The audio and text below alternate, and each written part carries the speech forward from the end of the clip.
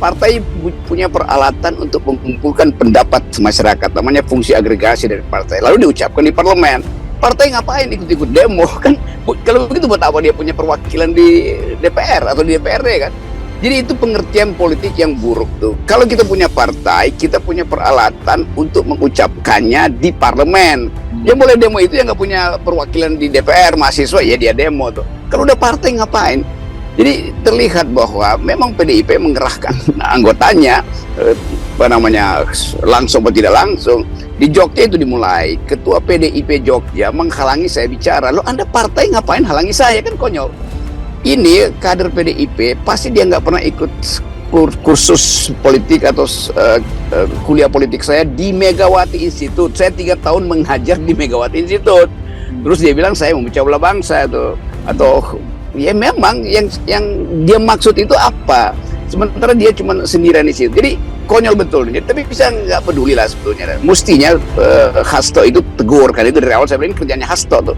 Jadi artinya siapa yang mau pilih orang yang nggak ngerti tentang cara berpolitik yang masuk akal tuh. Jadi sekali lagi, kalau Anda partai, udah Anda punya peralatan di parlemen kok, dan Anda kerahkan aja, larang aja saya dengan aturan Anda bikin di parlemen kan. Tapi bukan dengan mendorong-dorong atau mempersekusi lalu mengumpulkan massa. Ini ajaib. Bahkan di dalam proses pemeriksaan saya itu kan sudah masuk ranah hukum. Kita tuntut Anda dihukum, ya udah memang lagi mau dihukum. Apa namanya ini? Ada LSM yang hanya buat saya. Coba LSM itu buat umum, bukan cuma buat saya. Nama LSM-nya adalah Gerakan Nasional Tangkap Rocky Gerung, Hidup atau Mati. Mana ada LSM? Coba lapor dulu ke Kemendagri, itu apa maksudnya. Jadi sekali lagi ini ketidakpahaman tentang fungsi kritik dalam demokrasi. Apalagi dilakukan oleh partai yang memakai nama PDIP dan di belakangnya ada perjuangan pula tuh. Dan saya adalah guru di partai itu, kan konyol. Rocky Gerung menuding Sekjen PDIP Hasto Kristianto aktor di balik gaduh ucapan bajingan tolol. Padahal, menurut Rocky, substansi dari kalimat itu bentuk kritik terhadap kebijakan pemerintah. Rocky menilai kegaduhan kalimat bajingan tolol yang dilontarkannya akibat hasil eksploitasi kalimat sepenggal yang seharusnya merupakan kritik terhadap kebijakan. Padahal, menurut Rocky Gerung, substansi dari kalimat itu bentuk kritik terhadap kebijakan pemerintah. Rocky mengatakan, akhirnya opininya berbalik karena yang dieksploitasi hanya sensasi dari kalimat sepenggal itu. Bajingan tolol apalah itu, kan sensasinya yang dieksploitasi, padahal substansinya bukan itu. Maksud kedatangan kami hari ini ke Bareskrim Mabes Polri untuk membuat laporan polisi atas dugaan pelanggaran hukum yang dilakukan oleh saudara Rocky Gerung. Kami menduga ada fitnah yang dilakukan oleh saudara Rocky Gerung. Ya, budaya timur kita kan sebagai insan yang bertakwa pada Tuhan, saling memaafkan itu kan bagus.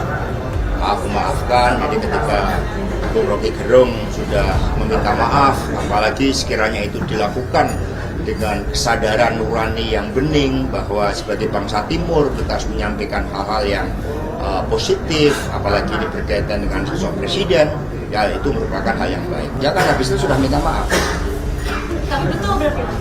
Ya kita nggak pernah menghadang. Kita ini partai yang turun ke bawah, berada di akar rumput.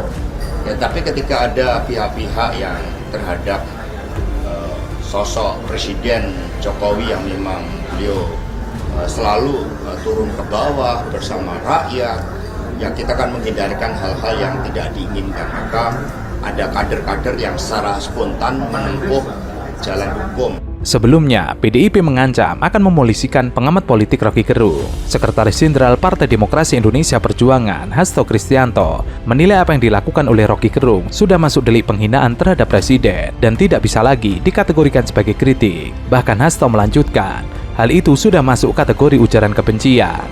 Jangan memanfaatkan kebaikan presiden yang membangun kultur demokrasi dengan respek terhadap kebebasan berpendapat dan berorganisasi, lalu dipakai mencela presiden dengan cara-cara yang tidak berkeadaban. Ia meminta Badan Bantuan Hukum untuk menyiapkan opsi gugatan terhadap Rocky Gerung. Gugatan itu akan ditujukan atas berbagai pernyataan yang dianggap tidak mencerminkan intelektualitasnya.